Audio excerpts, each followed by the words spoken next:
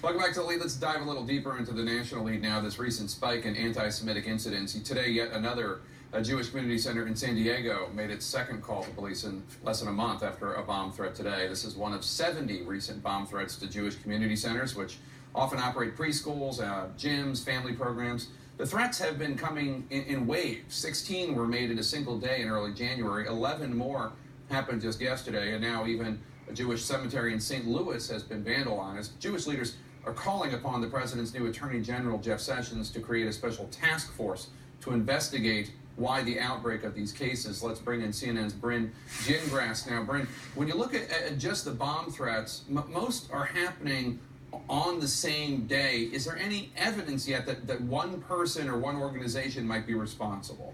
Well, Jake, really at this point, it's unclear if it's one person or several people. We do know that there are some similarities for the threats that were called into JCCs. The person on the line is using masking technology to disguise their voices. One caller was described as sounding like an older woman, and then the one today in San Diego, that threat was actually sent via email. Now, the dozens of threats have all been false alarms, so there's some good news, but they've certainly changed security measures at centers all across the country and really the habits of the people who visit them. Police scoured the scene at the San Diego Jewish Community Center today as a bomb threat forced evacuations for the second time this year. Police say the center received an email late last night indicating an explosive was inside, but none was found.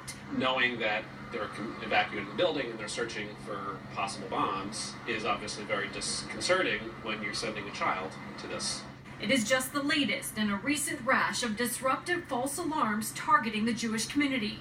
Somebody, it seems like, has put together some sort of concerted effort. 70 reported threats have affected 54 Jewish community centers in 27 states this year alone, and it's only February. Well, we do see that there's a unprecedented number of these threats taking place. We look forward to all elements of government taking this and making this a strong priority for them.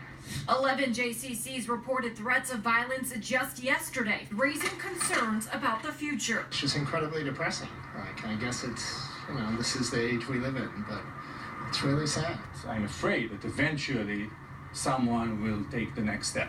And vandals are proving community centers aren't the only target. The level of tension in the Jewish community is pretty high. Over the weekend, at least 100 grave sites were desecrated at this historic Jewish cemetery in St. Louis, Missouri. Police would not say whether it was considered a hate crime. There's a difference here between intent and impact, right? The intent may have been one thing. The impact is huge on the Jewish community, right? This is where your loved ones come to be safe in perpetuity. Earlier this month, a Chicago area synagogue was vandalized and defaced with swastikas, while in New York, pro-Nazi graffiti was removed from subway cars by riders using hand sanitizer and tissue. Both incidents part of a disturbing trend. You do have to persevere and not let this influence you and recognize it for what it is, which is an attempt to intimidate.